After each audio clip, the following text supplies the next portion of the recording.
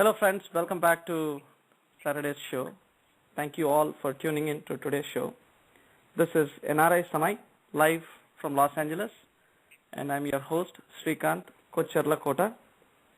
As always, your enormous support is key to the success of NRISamay Community Radio. In the past, we are honored to have wonderful guests who took initiatives and leadership to do their part to the society in whatever way they could. Some people specifically, I wanted to mention a few youngsters who have decided to clean politics, like Balasaheb Darade, an NRI who went back home after Anna Hazare's movement, contested in Vidarbha, place very close to Vidarbha, and then he swept the polls, the election. And then we recently had a conversation with Nisha Singh. She was working in Siemens. She worked for Siemens, and then eventually she worked for Google. And seeing the plight of the environment and surroundings that she has seen over the years, she got motivated and contested as a counselor.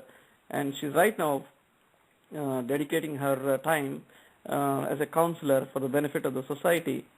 And it's a fascinating story wherein she just gets 1,500 rupees, almost getting close to 1 lakh rupees, and then going down to 1,500 rupees per month.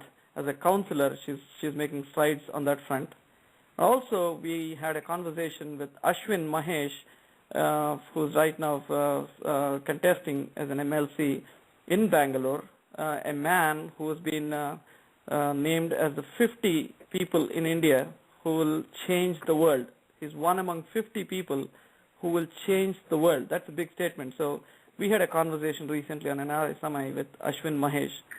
And on the other front, there are some who decided to go the charity route, and we had a conversation with Krishnan, a CNN Hero 2010, who's taking care of mentally ill and destitute people who were put onto streets. It was a fascinating story with Krishnan, and eventually NRISamay and friends of NRISamay have took the initiative to invite Mr. Krishnan to Los Angeles here, and he delivered the message to the Los Angeles friends here as well. He toured United States, and that was a grand success. There are others who are spreading the message of honesty and social good in very unique ways. We were honored to have proud Indians who walked 5,000 kilometers from Kanyakumari to Delhi, and just to spread the message of honesty. It's all about personal honesty rather than pointing fingers on politicians and saying that everyone is on the wrong front. They said on a personal scale, you have to make sure that you're honest even before pointing fingers and then making a bad society. So we had conversations with proud Indians as well. And as always, Dandi March too, and the platform where NRISamay has started up. Sri Hari Garu, he's a part of NRISamay, who's walked 240 miles, all 240 miles from San Diego to San Francisco in 2010, in early 2011, against corruption. So we are NRISamay, and as NRIs, we are trying to do our part for the betterment of society. The most important thing is I in NRI is still an Indian. So every week we try to talk to people who excel in various fields and help non-resident overseas Indians and also Indians who live in India to get connected to the guests and interact with them live. Friends, this week's discussion point is water crisis, an imminent and life-threatening situation, an alarming situation that we wanted to bring up today to our listeners. And this show is close to 1 hour, and as always, as listeners, you're free to dial into our show and be part of the discussion. Or if you have a question to the panel members, we will connect you to the studio. Our number is 323-410-0162.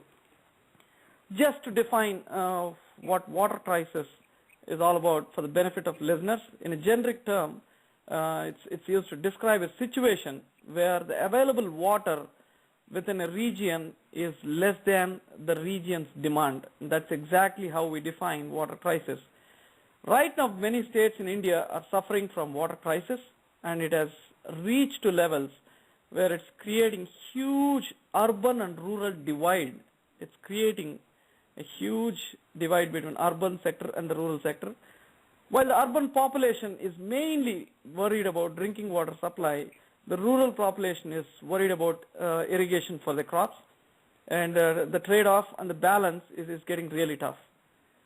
India is not likely to provide piped drinking water to all its citizens by 2015. That's what the research says, that India will not be in a position to provide piped drinking water supply to all its citizens by 2015 in view of acute scarcity of water, and this is really sad.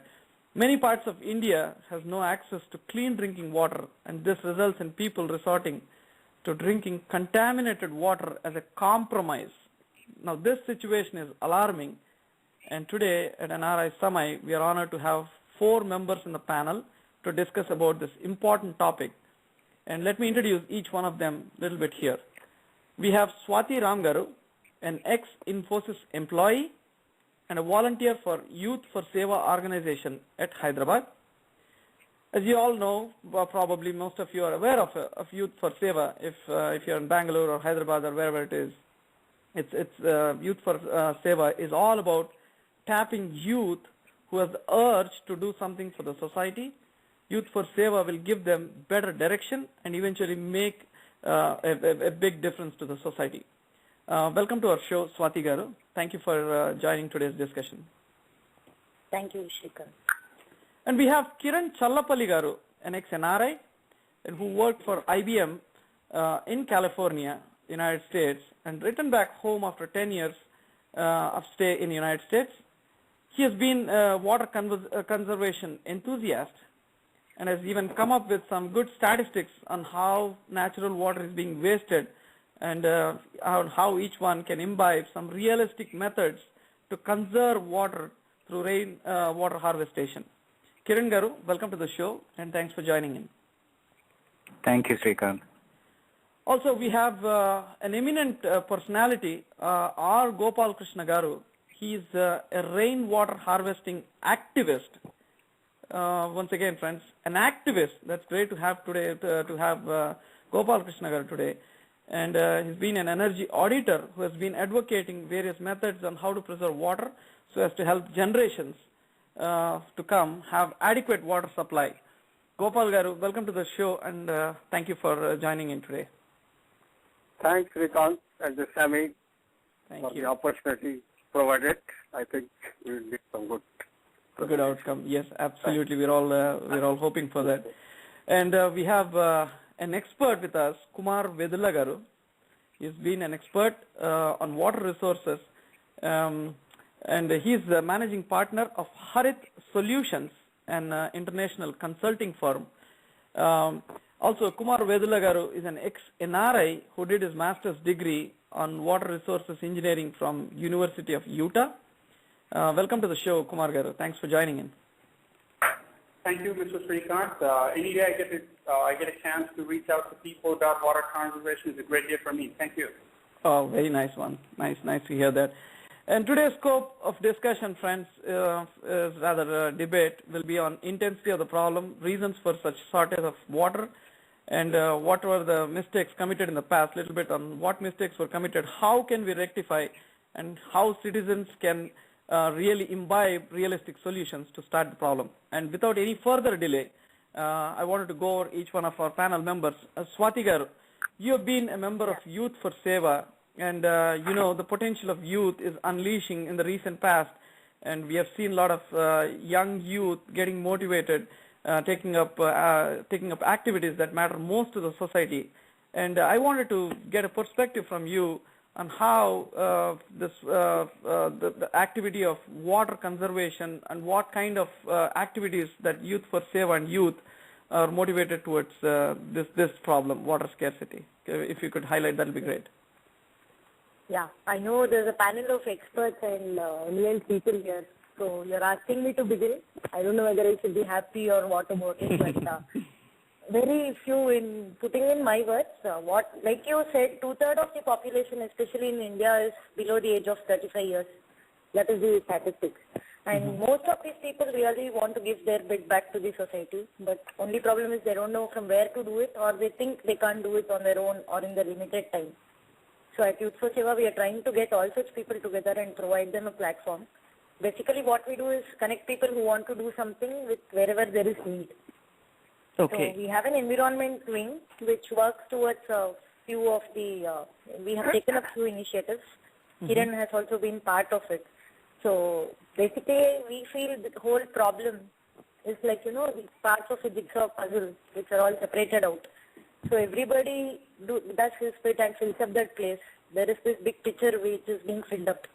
So we are taking awareness to each home and trying to tell people what they can do, if not at a bigger scale like what Kumarji is trying, or you know, to bring in awareness, rainwater harvesting. That's one thing we are spreading awareness about.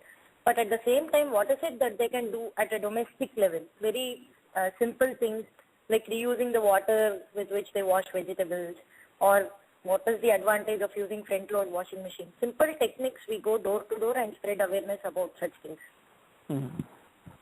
Very good, very good. And we have Kiran here. Kiran, I just wanted to understand what's the intensity of the problem in Hyderabad, and what do you feel about this issue? I think Hyderabad with this summer luring in, it's a huge problem, right? What do you think is the intensity of the problem at Hyderabad? Yeah, Srikant. So the intensity is huge, right? So we've grown up, people who have grown up in Hyderabad know how we never had any issues with water. At one point, I remember some people even used to call it the city of lakes, right? We have, the city used to be abundant with full of these, what we call as, you know, the mini lakes.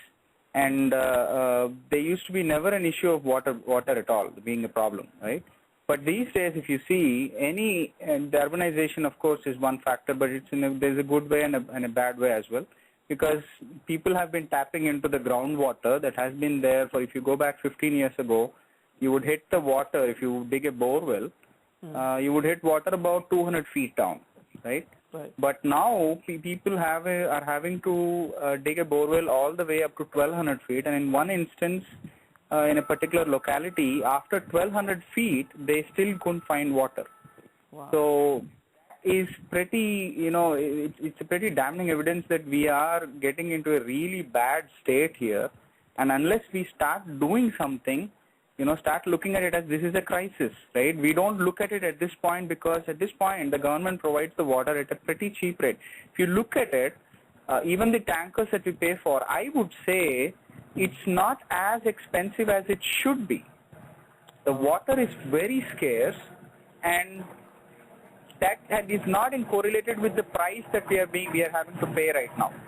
So because of that, people don't really use it in a careful manner, right? People don't have that that feeling right now wherein that, okay, this is something, if I don't use it properly, you know, I'd have to pay more. That kind of a feeling, or that feeling that, okay, if I don't use it properly, it will be very difficult for my kids in the future, right? That kind of feeling is not there. So that has to be brought up. So, I mean, water problem for me, the way I look at it, there are, you know, three fronts that you can try and solve the problems. Number one, conservation or proper use that Swathi just mentioned a little bit ago, and a number of things apart from what she mentioned. You know, basically the idea being that you teach people to value water and use it judiciously, right? And number two is recycling. Recycling is also something that Swathi mentioned about reusing. You can do it on a smaller scale inside your home, like you wash your vegetables and then you reuse it for maybe watering your plants or something of that sort. But, you know, on the larger scale, you got to start implementing sewage treatment plants and, you know, other kind of treatment plants, which would then reroute some of that water back to, you know, areas where, like for washing your cars or watering your plants, you know, that can be reused. So that is another second part of, you know, what needs to be done. And the third part, we need to find alternative sources, right? Right now, we are only dependent on the municipal water, once that is, or the bore water, and if that is not sufficient, we go and buy the water from the tankers. But the reality is, even the tanker waters, at some point, it's coming from some source, and that source will expire, especially if we are using it in the larger scale every day, because, you know, the bores are getting dry, more and more people are going for these water tankers. After some time, you won't get that water as well. Even now, in some localities, I've been told that people are having to wait for 2 to 3 days. If they order the tanker today, the water comes, a couple days later. Wow. So the alternative sources, that is where, what I have been working on, right? Which is one alternative source that we have, one that we have for free is rainwater. We have rainwater, it comes and, from what I read up and, other experts have also told me is that 94% of the water, especially in Hyderabad, 94% of the water that comes from the rain just washes away. It goes out of the city, doesn't seep in. Only 6% water goes in. I'm seriously trying to see how bad the situation is. You're saying that earlier, when you dig up 2,000 feet, you used to get water, and then right now, even if it is 1,200 feet, there's no trace of any water there. That's seriously alarming. Let me quickly go over to Gopal Krishna Garu. Gopal Krishna Garu, if you could just introduce about what kind of activity you do at Hyderabad, and if you could give us a sense of the intensity of this problem, that'll be one good perspective from your side. A lot of good points have been told by Swathi and Kiran already. Right. What we do is, as they have indicated, a lot of water bodies were there in Hyderabad, like our Gandipet and our Hussain Sagar and other lakes. All these lakes were polluted and a lot of construction, the sizes were brought down drastically. And about 10 years back, when the government was there, they have introduced some schemes as Miru, a lot of water harvesting pits were made in the colonies and houses. But afterwards, all those things were not maintained. In our colony, for example, in Shantinagar, where we stay, earlier about, as Kiran was telling, when you put about 100, 150 feet, you used to get ample water. But for the past 10 years, even if you go for about 700, 800 feet, you don't get ample water here. So the water levels in the ground have gone down drastically. And when we go and do some audits in some hospitals or in houses, we find a lot of misuse of water. People, even in some government offices, people have municipal water supply, they have aquaguard and other things. Still, they don't drink that water. They buy bottled water. They buy bottled mineral water. Right. I mean, which takes much higher consumption of water to prepare that water. Some water is a scarce resource. They don't understand that. For example, in hospitals, they use municipal water in the toilets. There will be more water because of the bad maintenance, because of this thing. Open well water will be there. They will not look at it. They will only take. I don't want to name the hospitals. They use about 10 lakh liters of municipal water per day to pump from all the way from Krishna. The price they pay is about 35 rupees plus 12 rupees for the sewerage charges, about 47, about 16, 17 lakhs of water bill they pay. But more than that, it is waste of resources. Because of that, so many poor people around Hyderabad were lost. In Hyderabad, you see development on only areas like Banjara Hills or Jubilee Hills. You don't find, the development in other areas. The people have to wait for hours together to get one tanker of water, or the borewells got dried up, and people quarrel for the water. The poor people, they don't have, this thing. So the other guys, they misuse the water. For example, they wash the cars. But there are some good, the new flats, new bungalows which are coming, they are taking a lot of these things, as Kiran has told, the rainwater harvesting. Although rainwater harvesting is compulsory, mandatory, still people do not take it seriously. In our buildings in Shantinagar, some 2-3 buildings we constructed, in every this thing we made a rainwater harvesting pit. And normally the water reduces in the summer, but it doesn't get completely dried up. The water gets charged. So people just think, the moment you turn the tap, the water comes. They don't know that it is pumped from Krishna. All the rainwater goes to the reverse and it goes all the way. You have to bring it back, you have to treat and give it. And rainwater, which is so pure and so good, they don't take proper steps to collect it. Wow. So these are the few points. Excellent. Well said, Gopal. So what is more important is we should, implement these things. not only this water, the material what we use, the food what we use, the coffee what we drink, the paper what we use, they are all virtual water. The consumption of virtual water is about 2,500 liters per a person per day and 5,000 liters for a non-vegetarian diet. So these things also we should look at in the bigger scale. Yeah. Coffee, tea, drinking, all these things are very important. So I tell the children, don't even waste one metuku of rice because it is so much these things. They just, look unhappily at me, but exactly. I can't help much about it. Yeah, excellent So what is point. important? Right. Yeah, it's like, as such, you told that there are programs like Niru Miru. Implementation is where. But after that, it was completely, all the harvesting pits made at that time, we do not know where they have gone. Good thing they have done, but the maintenance, the commitment is not there. The political will is not there. They try to say that I'll get it for Krishna, I'll get it from pumping water all the way. For example, in the park, in our front of the house, they get water in a diesel tanker, they put a diesel pump and they pump this thing instead of drilling a bore there and, or putting a sewage treatment plant and putting that water for the gardening, which is very much healthy. I've seen in some of the complexes, my home, Navadipa, they use the sewage water plant for their gardening, they're used for the car washing, they're used for all those applications. So, the commitment and will are important. At every level. That's correct. Especially we find that is lacking in the government level. Exactly. No. I've got some excellent perspectives. It's like Swathi Garu has been mentioning about lack of awareness, and they, as youth for Seva, are trying to educate people, bring in awareness, try to tell them that this is how they can conserve some water.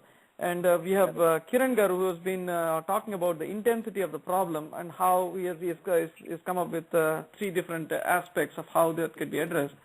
And I'm seeing you have brought in a very excellent perspective that it's all tied to corruption, like hospitals literally wasting water. Water. Yeah, it's like paying. Yeah, paying 35 rupees and then some 12 rupees as some kind of sewage charges is so insane. Yeah, and then wasting liters and liters, gallons and of water it doesn't make any sense. Now let me come back to Kumar Vedulagaru. Kumar Vedulagaru, you had Harit Solutions in back home in India, and you've been an expert in this domain of water, analyzing the water crisis. Can you put in some perspective on where are we heading actually? The issue seems to be really intense. I wanted to hear from you, your perspective on what's the problem, what's the intensity. Sure. I would like to begin with some of the comments made by Ms. Swathi. Like she said, yes, there's a paradigm shift that's very much required as far as common people's perspective goes. Because I would like to bring 2 points here to your notice. First is, till now, common people in India have been thinking that it's the big government's job to provide for water. In the last 60 years of independence, since independence, that's how things have been going on, and the common man expects the big government to do it. But that has to change because, as we have seen, that system doesn't work anymore, and we have to take it to the micro level where people have to, start conserving water at the house or the individual level. First thing. Right. Second is water and economic good has to be, realized. And recently, the Ministry of Water Resources, which is part of the Government of India, has come up with draft National Water Policy 2012. And in the first 2 pages itself, you would see that they have clearly stated that things are not going to change and we're not going to overcome the crisis unless we realize that water is no more a free commodity. It has to be realized by every citizen of India that it is an economic good and it has to be conserved. Okay, so these 2 things have to be driven to the common people's perspective, and that has to change, and that's the paradigm shift. And like Swathi was saying, there's a lot of awareness raising that needs to go. Right. Okay. Right. Now, moving on to the second, speaker or the panelist, like Mr. Kiran said, there was over-exploitation of surface and groundwater in and around Hyderabad, and in fact most other parts of India, that resulted in drying up of lakes, and then people don't find groundwater even after, they try to dig 800 foot, 900 foot, or even in some extreme cases 1200. So that's basically over-exploitation of groundwater and surface water, and most of it is illegal. Because what shocked us was more than half of the users or homeowners in India don't even obtain a permit from the government before they go for a bore well. So this is alarming, and this is really sad. So now, let me move on to some of the comments made by our other panelists, Mr. Gopal Krishana. Like he said, bottled water, yes. Every liter of bottled water, requires about 3 liters of water, in the process of, manufacturing the bottle and then filling it up, and then before it is available, ready for you to buy it off the shelf, it requires about 3 liters of water. So the more bottled water that you're using is, in a way, you are actually consuming 3 times of that, or 3 times of water is being used up elsewhere in the process of making it available to you. So which is most people are not aware of this. So we have some stats, not only people in India, even people in the U.S., every single day about 98 million, water bottles are used every single day. So just imagine, the quantity of water that's being, consumed every single day, and maybe, very, very simple and effective things, like making common people understand these simple things, and then, people like Swathi and, in fact, people like us too, we should, let people know that this is the case, and then we have to tell them solutions of how to get around it. Let's say if you are in the U.S., instead of, you can try it. There's a website by the name VTAP. VTAP quickly look for that. It's vtap.wordpress.com. Right. If you're an Android user, you can even look up for maps on the nearest available public water fountain, which is trust me, it's safe water. You can consume it without any doubt. I would, and I strongly recommend. So if you're an Android user, or if you can log onto this website, you can actually find a public fountain somewhere, maybe just around the corner. Thousands of people have been using these kind of websites, or have used this service, and they're happy, and maybe you can be one of them. What's that website? If you could, what's that website, Kumar? Sure. It's VTAP, W as in Wisconsin, E as in England, T as in Texas, A as in Andrew, P as in Pamela, dot WordPress, Word, W-O-R-D, P-R-E-S-S.com. Okay. VTAP.wordpress.com. Excellent. Okay. It's linked to Google Maps. The reason I'm telling you is most of our listeners, my understanding is, have an IT background. Probably more than half of them are working in the IT industry or something. Or so this might interest them. So I just wanted to let you know this tip, which you might like it and try it. And once you like it, we have more such tips on our we wanted to put it on our website and in the near future. And very good, very good. Thank you. And just one last thing that I wanted to comment on Dr. Gopal Krishna's comments on Miru program by one of our previous government program.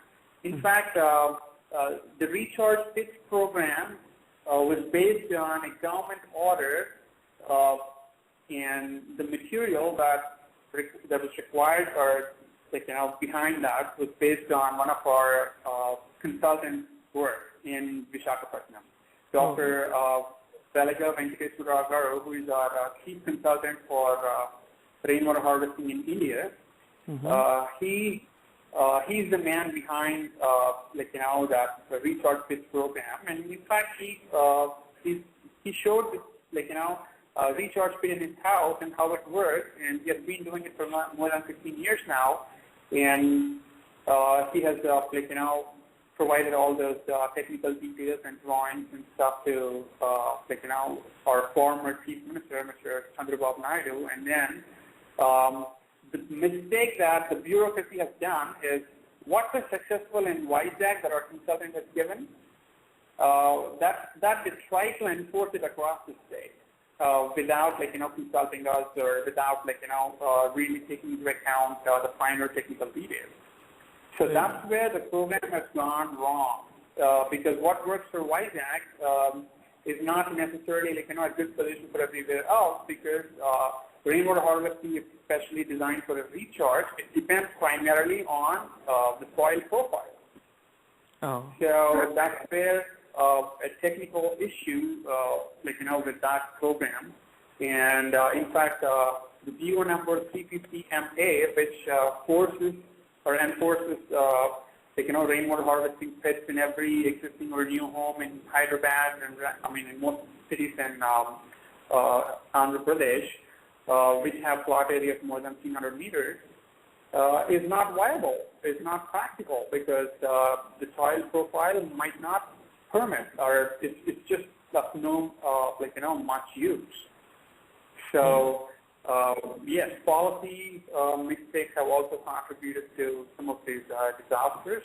Very good, because I was just coming, the next one I wanted to come was, what was the reason for this problem, that there should be some historical reasons for this existing problem. A lot of places, they don't even get drinking water supply for 2-3 days, which Kiran has mentioned already.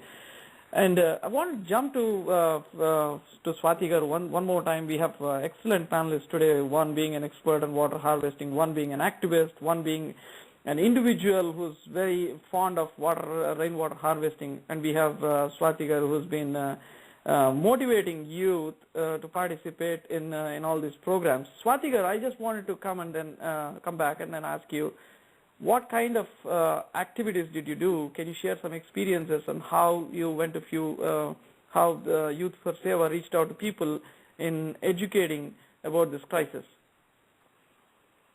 Yeah, so usually we have run this program mostly in apartment complexes. So we do a door-to-door campaign. So sometimes we do it for, promotion of cloth bags. Sometimes it's about water. Typically, these what solutions we always suggest, they're almost what people know, but they've just overlooked it. Like, we are debating about why do we have this and why. It's more like all of us have forgotten our responsibilities. Every day when I leave my tap running or I drink water, I don't sit and think the other person who might not even be struggling even for that pot of water, right? Like what Kiran said, like 2 days they're waiting for water or something. So it's just that we, in this hustle bustle of life, we're not giving a thought to what simple things can solve those problems. So we just go to every door, knock and tell we want to talk for some time, and just try to remind people that simple things they do can go a long way in combating such problems. One thing is, of course, we are searching solutions for them. Kiran said 3 points very beautifully. One thing is how we can treat something as the root cause. So trying to get rid of the problem by doing very simple things. Exactly, and it surprises me. It's like a lot of people. I was having conversation with Kiran yesterday. Everyone is busy in their own lives. It's so intense. It's so tough. How tough is it for youth for Seva? I know it's really a great deed to motivate people come in, jump in, and then contribute their own part for the society. I've seen your YouTube videos. You're an excellent orator. And what's the kind of response you get? It's like you explain problem, say that it's intense for the first 2 days or 3 days, they get motivated to do something. And how are you making sure that it sustains and people understand this intensity? Do you have any feedback from people saying that this is what they have done, and you have any success stories? Yeah, see, that's a very good question what you asked, because even when I got into this field, quit my job and came here, most people ask me the question that why do you want to do it at this age? You can do it at 40 or 50. So I don't know what is tomorrow, but so yeah. So it's a very difficult thing to do, and like you said, we plan to do more sustained activities in Youth for Seva. It's not any event-based thing. We try to bring up such initiatives continually. So every month we go to the same houses, see if there is a difference. And sometimes we run, like last year, from March 1st to 7th, right, we ran the Environment Week. It was just a very simple Facebook event, and we asked people to sign in and follow one rule per day. Like one day can be take the stairs day. Second day can be switch off all the lights. So some people came back and shared. We have shared it in even our website. So when they did it for a week, it almost became a habit for them. So they look around, okay, where is the switch on now? I have to go sharing it. So this is I have to go switch it off. So this is the only way you can actually bring change in people, by exposing them to it again and again. First things first, we have to bring that change in our volunteers, because still when they come, many people might be doing the same thing, including myself. Bring the change in ourselves and then motivate people. So trying to keep it more of, we interfering in it again and again, like go every month, put up workshops for them, try to see what is working out. That is what we are trying to do. I mean, of course, it's a challenge. Some people even slam the door on our faces saying, you have come to tell us what we already know. Oh. But there is definitely some success rate in it. Excellent. Now, I wanted to go to other panel members. See, a lot of problems. It's not that people don't understand that there are bad politics. It's not that people don't understand that wasting the water is waste. But a lot of times, the solutions are not realistic. Okay, solutions are not simple to implement. It's like they've got used to it for years. So it's not so easy to tell them that this is one-point solution. As Kumar Garu has told, that the soil profile is very important. So though somebody comes up with a great program like Neeru and Meeru, it's not always realistic that things will take shape. So I wanted to understand, Kiran, from you, what is a realistic solution that comes as you are an individual, you are an enthusiast in water conservation, right? I want to understand from you a simple, realistic solution. It should be, it's not like, let's talk about, the government has taken a program wherein they said that we have to migrate from the usual bulbs to a CFL bulb. It's not realistic because a CFL bulb is expensive. Now, neither the government subsidizes it, nor people understand that it's cheap, right? There's a big trade-off, right? You say with CFL bulb, you can save 5 years worth of electricity.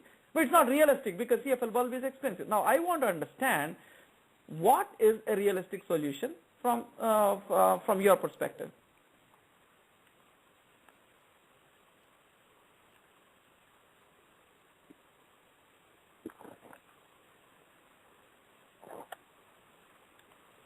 Kiran, go ahead.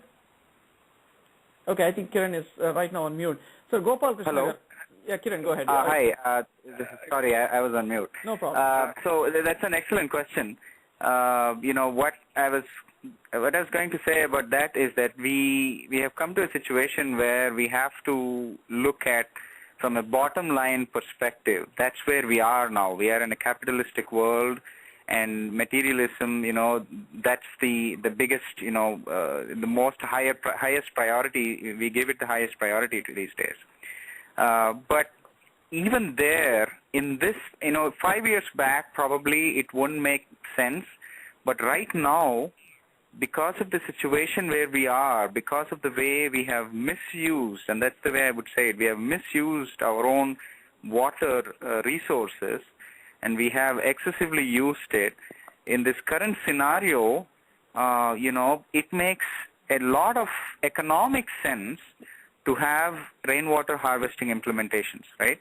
So let's take a hypothetical case study here, all right? Let's consider an apartment, all right?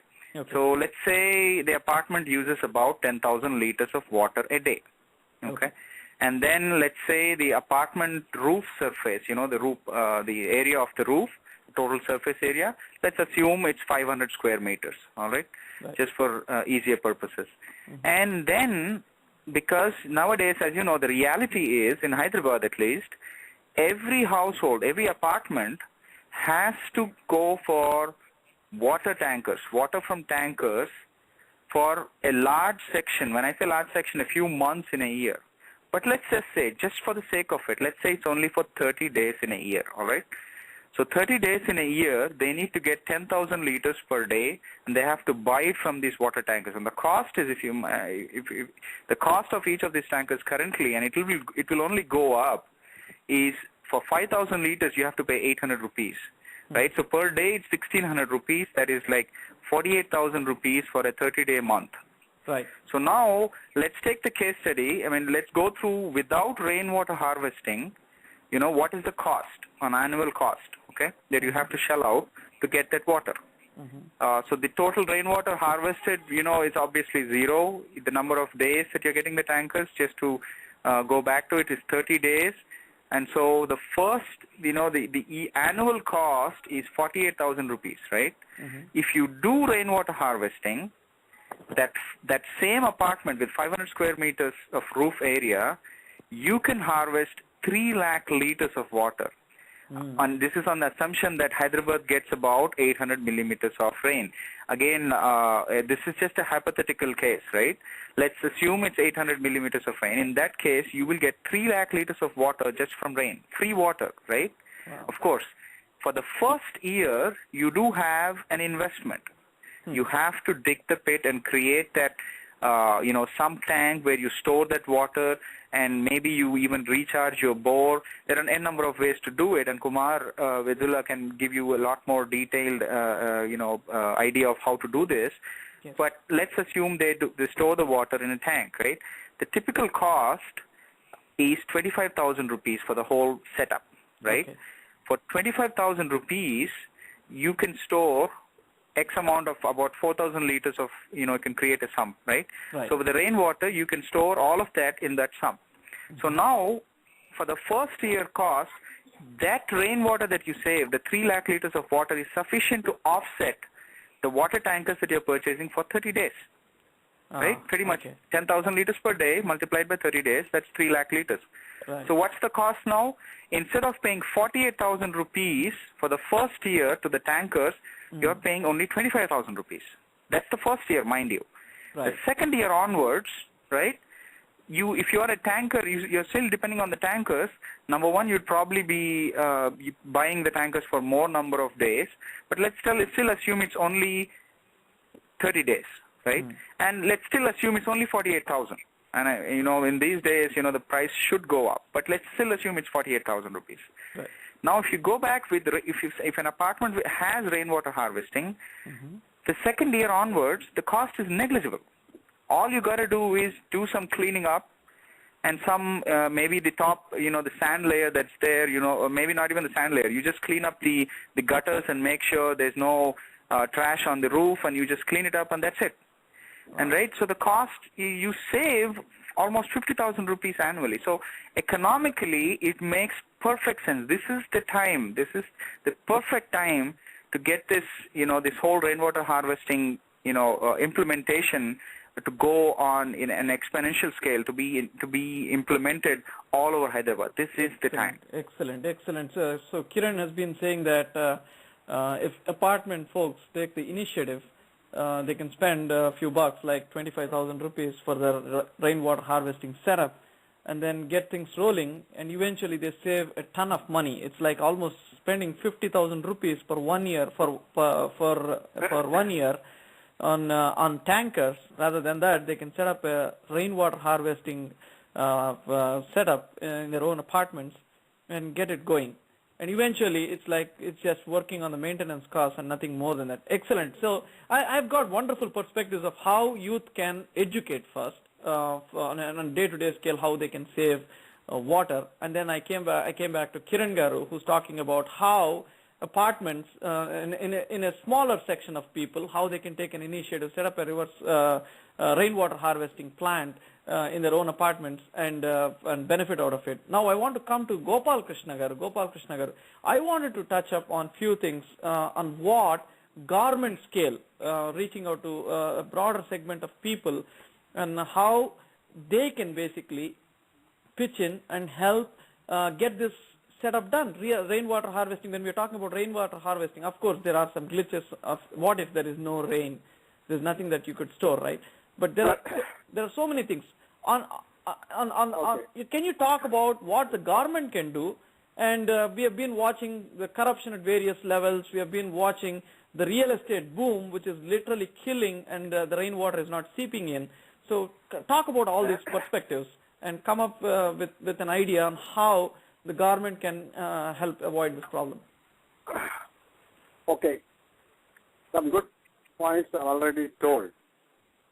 And the apartments and flats, one more point what I would like to tell you is, we should use water efficient fixtures, that is dual flush toilets, good pipelining, good water taps, branded water taps, so that there won't be any leakages.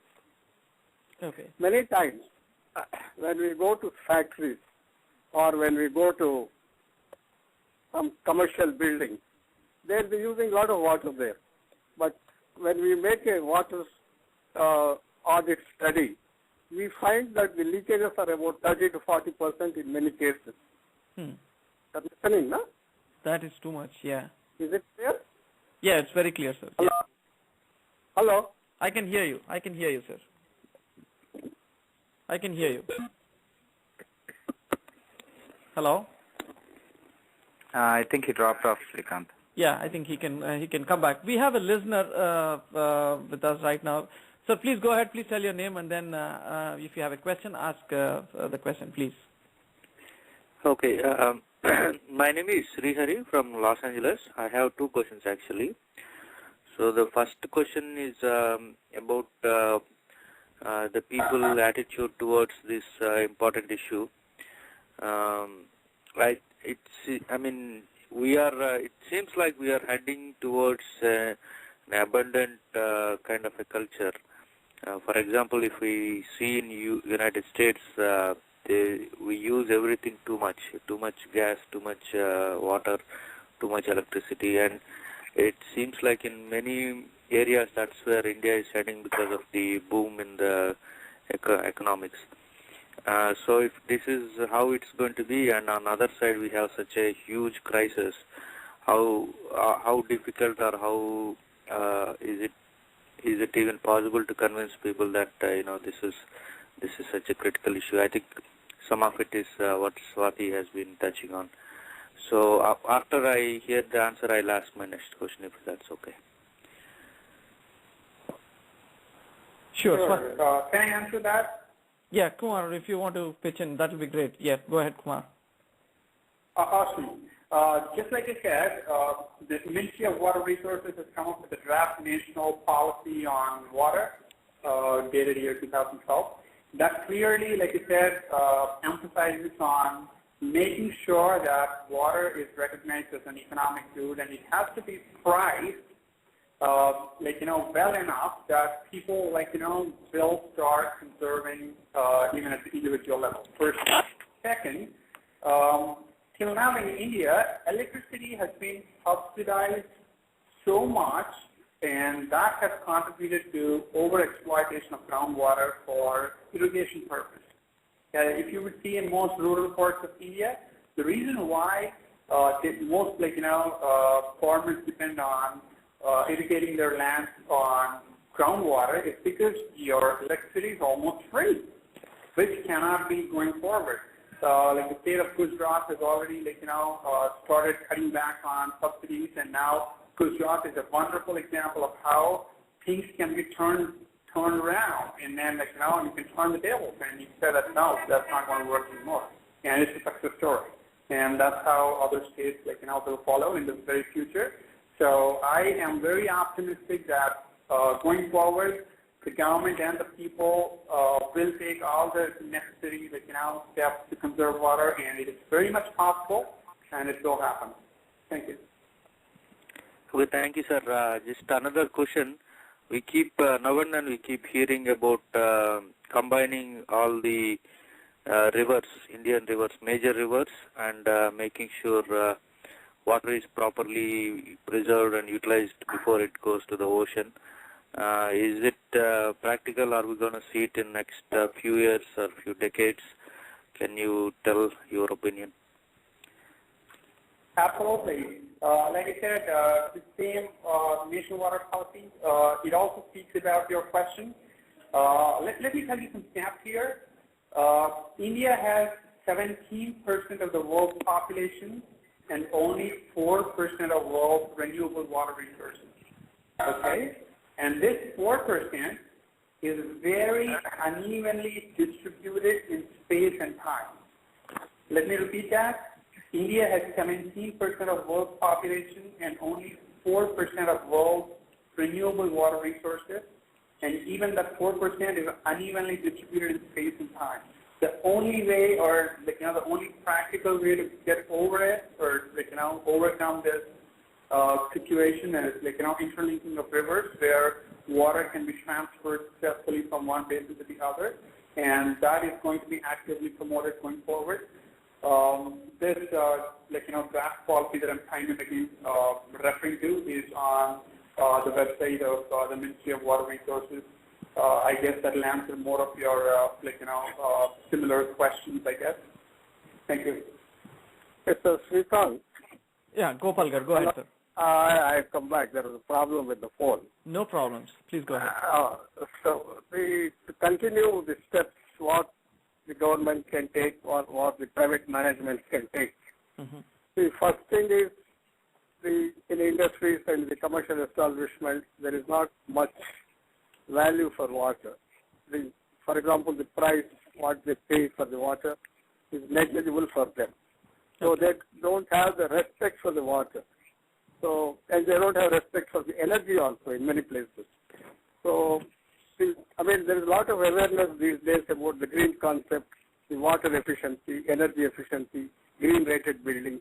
All these concepts are coming, and people are aware. And some companies are committed, but majority of the companies, the commitment levels are still not there.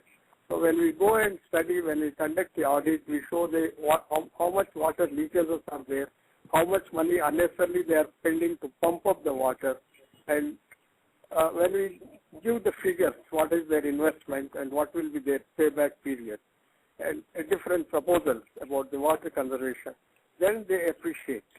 Some companies, they are very much committed, like ITC, Visakhapatnam Steel. Their specific water consumptions are very low compared to they are in par with the world standards. So, there are good companies, there are, again, the bad companies. And especially, our government policies, they told 10% reduction in the municipal tax if we have a rainwater harvesting system. That is what they are committed in GO number 66. You get 10% this thing if you have a solar hot water system. But never, we put these things about 4 or 5 years back. We mentioned about the GOs, nothing, no this thing. They say, but forget about all those, subsidies and other things. In our own interest, as Mr. Kiran was telling. It makes business sense. It makes environment sense. And there should be some strict, rules also for the people who waste water just because they have money. A stage will come where you have money, but you don't have the water to drink, nor you have the energy to distribute. So this is the most important point, what we have to drive in people's mind. Because of our lifestyle, because of our materialism, least importance is given to energy and least importance is given to the water. Why only this crisis only of late? urbanization has increased, population has increased. I mean, water resources are, polluted.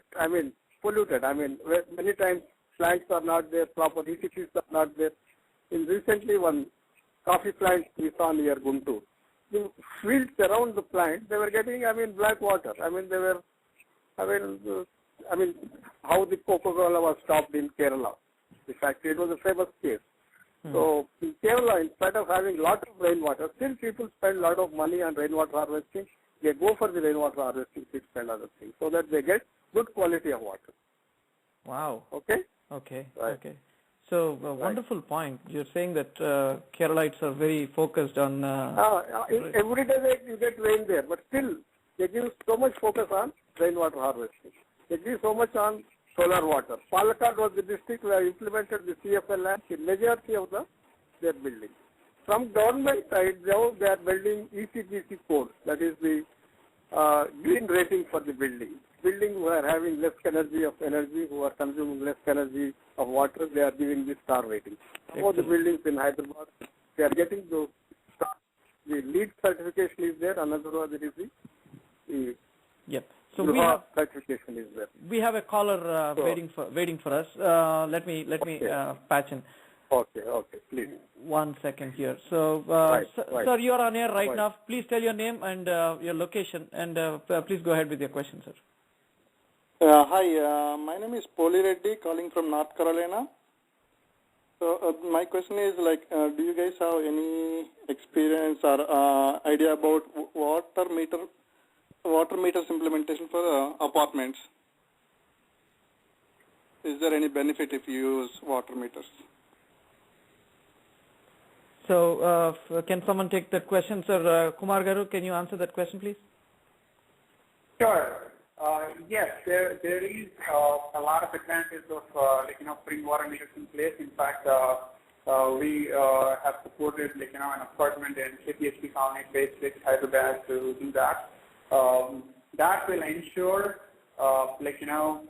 pricing based on till now apartments they're used to equally distributing their common maintenance charges, right? If there are 10 plants, whatever common you have for utilities, the pumping water from the ground to the overhead tank, all of that is shared equally. No matter who is using more or who is using less, you end up paying the same. But once you have meters, we have seen that you're being charged for only on pro rata basis, whatever you use, you pay for that in that proportion. So that has solved a good number of issues that the typical apartment meetings. We have done that with another 3 room development, also in 6 phase. So yes, that helps a lot. Very good. Okay. So, to add to what Mr. Kumar has told, in Visakhapatnam, one of the flats, they were consuming about every day 1 tanker of water before the meters were fixed. Once the meters were fixed to all the individual apartments, the consumption has come down by about 1/5 of that. So that is a practical case where I have seen. Okay, nice Once to know everything that. is metered, you have to pay for it. Then you have to be very cautious. So metering is always necessary, although many times not done. Very good. Poli Reddy Garu, I hope you got the answer. You have anything to follow up with that real quick? No, that's all. Thank you. Thank you, Poli Reddy Garu. So wonderful. It's like I've got wonderful perspectives from Gopal Krishana. He has mentioned about a couple of GOs and how the government has taken up some initiatives and what they have come up with. And there is one other live listener who's been asking a question here. So he is asking, he's Suresh from Hyderabad. What's the panel's opinion on urban irregular development? Any awareness programs being conducted to bring in that we have to bring in government policies in terms of water harvesting regulations on built up, etc. So do we have any awareness to bringing in government policies in terms of water harvesting? And also his question goes to any community-based program we need to conduct to bring awareness to people, not going to door, which is really, really difficult and reaching very limited people. So twofold questions. One, Mr. Gopal Krishna Garu can answer, is the government policy, any topic about government policies in bringing awareness about water harvesting. And Swathi Garu, once Gopal Krishna Garu is done, if you could talk about community-based programs rather than door-to-door campaigns. Gopal Garu, please go ahead. Government policies now in the municipal, this thing, the GO is there already, it is mandatory, and they give the permission to the building only when it is implemented, the new building. But in the old buildings, it is not, implemented. So they have to get a GO and see that in the old buildings also these things are. And actually they have collected a lot of money, nearly about 20 crores. There was recently an article at Hyderabad, the Hyderabad municipal district, and they have not spent that money. Only part of that was spent on the rainwater harvesting and everything. About 20 crores were collected and they were misused for other activities. So, not much commitment from the government. They are only very serious to get it or pump it from different long distances and supply the water to the district. And to tell you, it is really in a very bad shape, especially in the suburbs.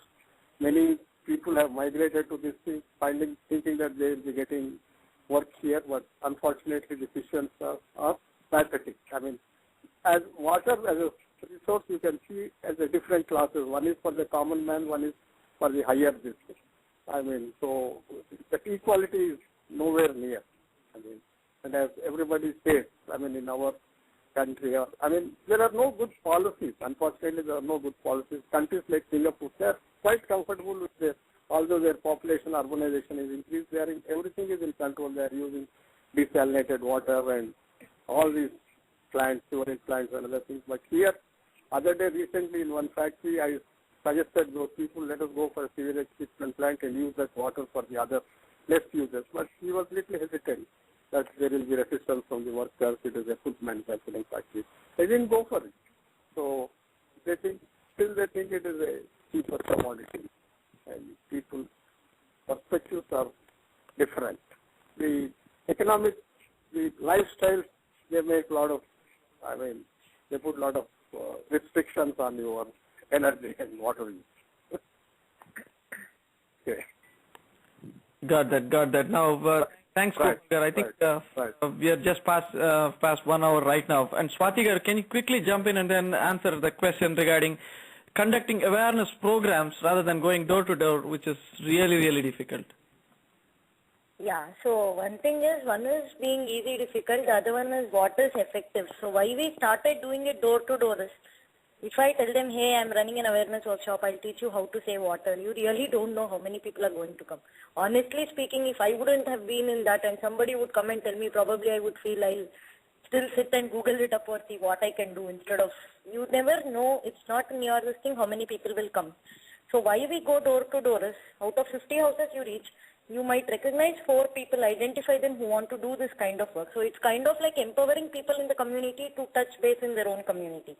So then we follow it up with community-based awareness talks. And the other thing we are trying to do now is trying to empower people through a very powerful weapon that Anna Hazare has given us. So we are doing RTI awareness sessions, how you can file RTI, what are the things, what can you ask. So where do we have schemes and how we can go about. So that's one more team we are forming. So Suresh is probably welcome since he's here in Hyderabad. So that's one more way we are trying to tackle the problem. So both the bottom-up approach as well as the top-down approach. Excellent. And Swathi Garu, can you refer to any website where people can go in and then register as a volunteer or help in these efforts? Can you give a quick insight on that? Yeah, sure. So our website is youthforseva.org, which is YOUTHFOR&SEVA. And on Facebook, we are Youth for Seva Hyderabad. So anybody can just join the group, and the link to volunteer is there on the main page of our website. Very good. Youthforseva.org, and on Facebook it is Youth for Seva Hyderabad. Friends, really, you got to pitch in here. This problem is getting really intense, and I hope all the listeners around the world will definitely respond to this call. Now we have one other listener. His name is Pradeep from Machilipatnam. Sir, how can we save water in agricultural farms during heavy rains and floods? Can you pitch in, Kumar Garu, on this? And also, Kumar Garu, I think you are on a speakerphone. Can you pick up the phone and then get closer, because I think your voice is little resonating there inside the room, looks like. Can you please do that? Yeah, sure. Sorry. Is it better now? A lot better, yes. Okay. Yes, farmers or people living in rural parts of India can, harvest water by, measures like a contour bunds, or, there's something, some of these structures can actually, detain water for quite some time till it can be properly, used for irrigation.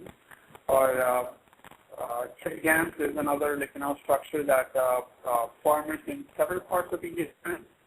So these two are what come to my, on top of my mind. These two things, is what I could immediately, recommend or think of. Very good. Please go ahead. Yeah. Kumar Garu. And then there's little break in what Kumar Garu had said. Swathi or Gopal Garu, can you repeat what Kumar Garu tried to say? That I think there's a little bit of this. In Ibrahimpatnam, I have seen they were having some agricultural farms. Mm-hmm. So they made a big tank-like thing, about 40,000-50,000 liters, and they put canvas cover into that, PVC sheet into that, and that is used as a temporary water storage tank near the agricultural farms. Government also has supported to create some bunds and other things and certain tanks like this. So whenever there are some heavy rains, the water gets collected in that, and that water can be used later for the agriculture purpose and other things. Right. Government also supported these things. These things were made about 2-3 years back. They make a water, they dig it about 20-30 feet deep and about 30 feet around. And in that they put a PVC sheet. And there the water gets collected, whatever rainwater or excess water comes, which is diverted to that. It is collected in a low place. Very good. Creating artificial risk. Very good. So for all the panel members, is it okay if we take another 10 minutes of your time, sir, please? That's fine. Sure. As long as it serves some good purpose. Okay, great, awesome. So, sir, for Gopal Garu, this question is for you from Suresh from Hyderabad. He's saying Chennai is implementing successfully rainwater harvesting as mandatory. Why not in Hyderabad? What's stopping from Hyderabad? Can you bring in a little bit perspective on what happens in Chennai and why? Hyderabad also it is mandatory only now, but earlier days it was not mandatory. At that time many people have not done. See, this is mandatory for the past 4-5 years. Before that it was not mandatory to do it in all these houses. Now only recently 3-4 years back the GO has come that whichever houses are more than 500 square meters, it is mandatory. And even the solar hot water systems are also mandatory now. In all piping, at least you have to make the piping. Even if you don't put a solar water system, all right. In Madras and other things, Bangalore and other things, the governments are committed. In Bangalore, in about 28,000 schools, they have made rainwater harvesting these things. Karnataka, schools, there was a program. They took initiative and even every school they did rainwater harvesting, and they made the students, they drink those water because they don't have to get boiled water or anything. So this is the commitment of the government. And unfortunately, Chennai, it is also made, it is like this thing they do it, like a first law, it is a commitment. But here many people, they send and whatever advice we give, to some extent they implement, I show them also practically when they come and interact with me where we have done, what were the advantages. But here the government are always busy with the other better activities than focusing on the core issue. Very well said. Very well said. Definitely, if it is a serious crisis, that means historically there are people who's definitely there's something wrong on that front. So let me ask one of the questions. This is for this question is for Swathi Garu. Sorry, there are a bunch of people who are sending questions right now.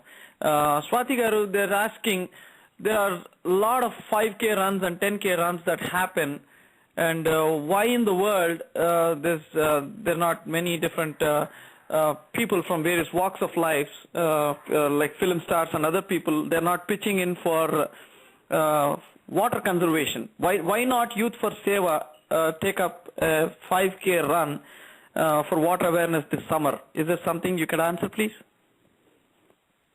So they want us to take up a run. Yeah, one thing is, yeah, that's a good thing, but I really don't know how much impact. Nowadays, if you see, just today I was seeing, they made a run against accident-free things last week. Again, this week there is one more for caste system. So, a lot of these things can spread up. But what is the impact and how sustainable it is? And like somebody pointed out already in the list, I think you only said Shrikant. They might remember it for 2-3 days and then they go back to the same thing. Yeah. So, what is a better way of reaching out to people and seeing that it is sustained so that you bring about a change? I mean, today we might reach out only to 300 people. But tomorrow those 300 may reach out to, even 5 each you reach out to 1,500 people. So you're still growing and reaching out to more people. That is the idea. But yeah, we did few runs in the past, like once we took the cause of Jaipur foot, for lame people and things. Very well. So this is something maybe we can think about. Very well said. Sustainability is very critical. It's not about bringing in a movement and then forgetting it. It's all about taking it gradually, step by step. Very well said. The other day we had a conversation with few people who were saying that the Jan Lokpal movement took a huge leap and then it suddenly slowed down.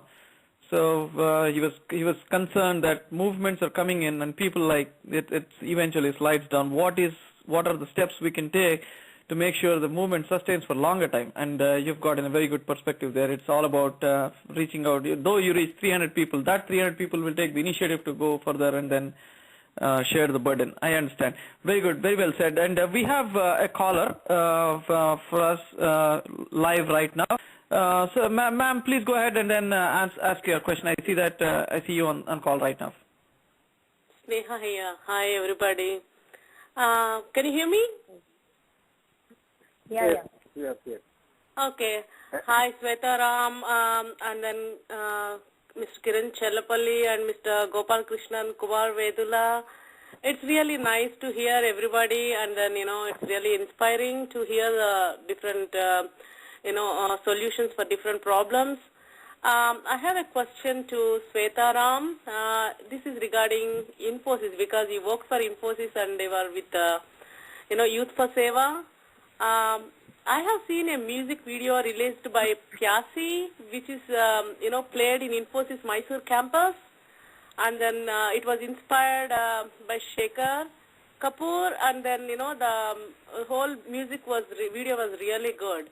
So my question to you is, what actually the role Infosys plays for the, water conservation? I mean, could you please tell, is it associated anyway with the Youth for Seva? Just could you please let me know more about anything I was with Infosys 4 years back, and I'm not very sure of how Infosys is doing it right now. Or as Youth for Seva, we are working. We have a lot of volunteers from Youth for Seva volunteering. From Infosys volunteering with us. But exactly what role as a company or as a CSR initiative they are playing a role, I'm not really aware of. Okay. Actually, I work for Infosys too, and I saw your profile. You work for Infosys, and I thought, is it anywhere linked? Because this music video I saw a few days back, and then I thought maybe there is something more Infosys doing. Okay, thank you. Thank you. Yeah, I'm really not aware. One point in Infosys, what they are doing, they are implementing a lot of good points to green their business. Yeah. And they have implemented a lot of energy efficiency practices, water conservation practices, and they are following a lot of green practices. I can send you the details and their presentation to you in the next meeting. I can send it to you. At present, I don't have immediately with me, but they have done a lot of these things. And HSBC building in Hyderabad also, that is also is a green building. They have also done a lot of points on the water conservation and on the other points. HSBC. Yeah, why I asked this question is I have I don't know how much easy question or critical. See, in the Infosys Electronic City campus, unlike other parts of Bangalore where there is scarcity, we never had any water scarcity. And it needs a lot of water to have those gardens and all in Mysore, everywhere, and all campuses. How come, like in the city they have that access to the water? It's a question always when there are parts of the city have scarcity. So do they have any mechanism or, I'm just curious. They may be using recycled water or STP plants. Nowadays, all these IT industries in high-tech city, they have STP plants. Okay. And they are using that water for the gardening and other things. They are not giving the fresh water or maybe one of these places. Infosys information, I will send it to you, or you can get in touch with me at Hyderabad. Thank you, Sneha. Thank you, Sneha. And Gopal, it'll be good if you could send us to NRISamay@gmail.com. I'll make sure I'll send it and the information. I'll send it to you, the Infosys information. Thank you. And few more companies who have done this. Thank you. And on a closing note, because we are running short of time here, I have 4 different people who are interacting with the youth and individuals who are very passionate about water conservation. We have Gopal Krishna garu, who's an activist and who's closely watching what the government is doing and closely watching what the society is doing. And we have from the corporate side, we have Kumar Vedula garu. On a closing note, let me come to Swathi garu. Swathi, if you could just enlighten on how youth can respond to this problem and what would be our message to youth so that we can tackle this problem? Yeah. So one thing I've always believed in and what Youth for Seva is also trying to do is Swami Vivekananda said that one corner of the world that you can be sure of changing is yourself. So as much as it's very good that we are trying to implement a lot of solutions. So I would urge everybody to take that one step and try to do whatever bit they can. So that I think all that, like we say, little drops of water, and I think it really applies very well here, makes a mighty ocean. So saving every little drop counts, and so I would request everybody to be the change that they wish to see, like Mahatma Gandhi said. Excellent. Very well said. And Kiran garu, on an individual front, can you appeal to individuals on a realistic scale? What is that they could do? Can you come up with something, a message to the people who are listening? Yeah. Can you hear me? Yes, we could hear you. Okay. Yeah. So again, it's the same thing what Swathi said, right? You just have to realize that this is, when we grew up in schools, we were taught that water is something that is not scarce. You will have it unlimited amount of water and whatnot, right? But now that has changed. It is a very scarce resource. And unless you want your own future, and maybe you may not be thinking about kids, I am, but you might not be. But, you have to think about your own future. Do you want to really live in this, from what Gopal Krishna garu has said, in some localities where you have to fight literally to get your bucket full of water, right? Do you want to get to that stage? And as Swathi has put it excellently, you have to start it from your own self, right? If you can't go preach without you yourself practicing it.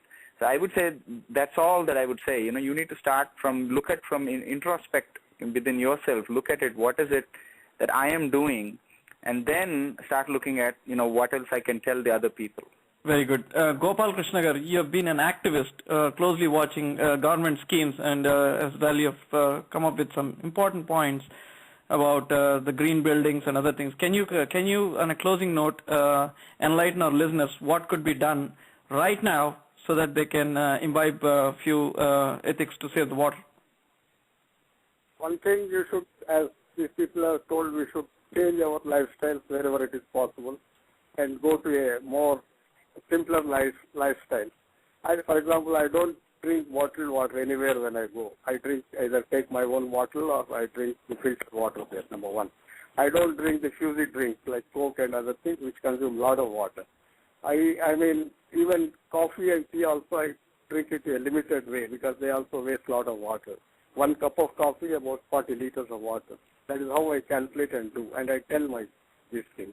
And the government has made those things, and I follow all those things. Even in our house, only STP plant we have not made, but we have made the rainwater harvesting pit. We have made the solar hot water system. We use cooking on the solar parabolic cookers, and we use the composting. All these points we take care, and we tell to the people around us. And wherever we go, we even teach the younger guys that, I mean, they should respect the water. And so we should go for the best efficient fitting so that legal things will be avoided at the design stage and propagate, I mean, about these things. And as a holistic approach we should take towards the water, not just, I mean, what we are consuming, what everyday consumption, total, the t-shirt, what we use, the burger, what we eat, how much water they, I mean, can make. We just order just like that when we go there, 4 coffee, 5 tea. We don't know how much water goes into to produce that. So these things are important things. So I'll tell you those things also, what is the water footprint of the different products. That will be also useful. And many people, once they know about that, a change can come in their way of thinking. Excellent. Thanks for the opportunity given. Oh, very well said. Very well said. It's a great honor to have you, sir. And I wanted to quickly ask you. So you're saying that you're having rainwater harvesting set up at your house. So do you feel that you're much better than anybody else who's not having or who's not thought of RWH plant their own house? Yes, we are very much. I mean, in some places where they are not taken seriously, they are buying tankers regularly. Same place, next by at the side of the houses. Same colony, number of houses who have not bothered, who have not installed these things. They buy the tankers regularly and they spend money on that. And tankers also, as Mr. Kiran has told, they don't come in 2-3 days nowadays. It is very demand and supply. Demand and supply. On a corporate side, Kumar Vedula garu, can you enlighten our listeners that it is not that big a deal? It's definitely doable, possible, and it's absolutely simple to really get this going. Can you, from a corporate side, how can you enlighten our listeners? How can you say that? Can you say that these are things that we could implement? Sure. Gone are those days when the big government used to provide for for everybody's water needs. Now the time has come for each individual house or apartment or flat to become more of a self-sufficient unit for, if not for around the year, at least for parts of the year or for most part. Okay, so there's a big need for that, and simple measures like one of the things Ms. Swathi was telling, leaving the tap running while brushing the teeth or cleaning the dishes would waste at least 20 liters per day per person, at least. Okay, so if people can use instant on, instant off taps, which are very affordable now, and in fact, to raise awareness among people, on World Water Day 2012, we have gone ahead and installed one such tap in a public place in Visakhapatnam for raising the awareness among people about these taps. So yes, every house, every individual person can definitely conserve water. And the second thing that I want to tell is most of the panelists, and in fact, some of the users too, we have beaten to death the argument on how much water we can save from rainwater harvesting. Now let me give you another perspective. It's not just saving water, it's also about how less water you are releasing into the stormwater drainage network. Because the less water that you release, there's less pressure on the public utility, which is the stormwater drainage network. Because most urban places in India or cities in India experience urban flooding during the monsoon periods, and even when there's a cyclone or something, and that is one of the main reasons is the water is not being detained or retained for reuse or even for recharge into the ground or even just retained for a short period.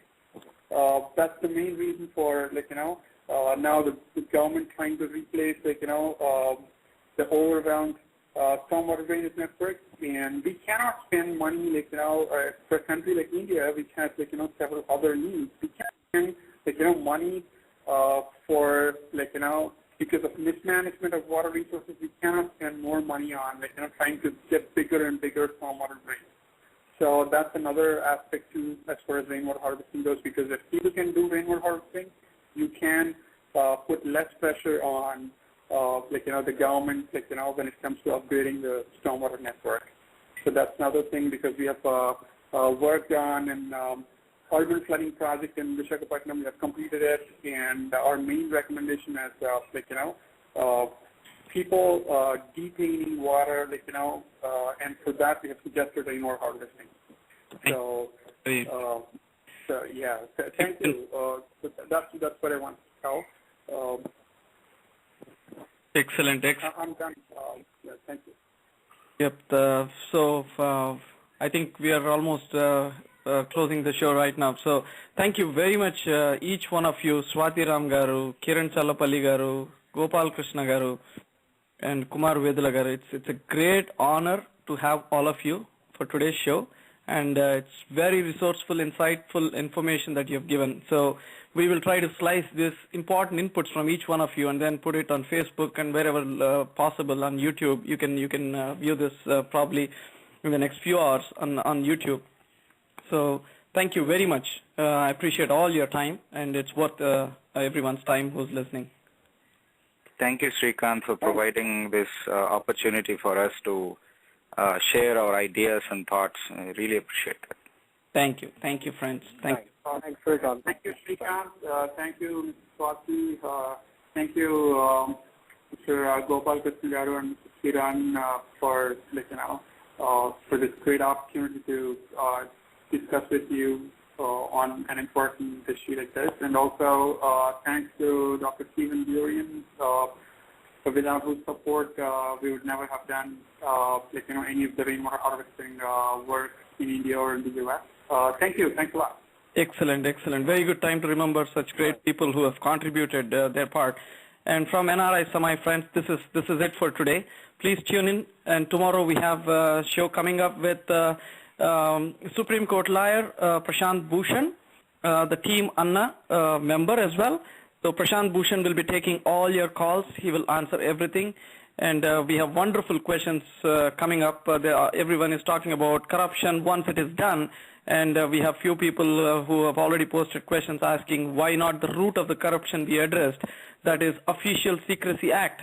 If we tweak the Official Secrecy Act a little bit, they're saying that the corruption would even not happen. So we're getting wonderful questions. Tomorrow, same time, 9 a.m. Pacific time, 9:30 p.m. India time. We will have Prashant Bhushan on the show. We hope you all will tune in. Thank you very much, friends around the world, wherever you are. This is NRISamay signing off. Thank you.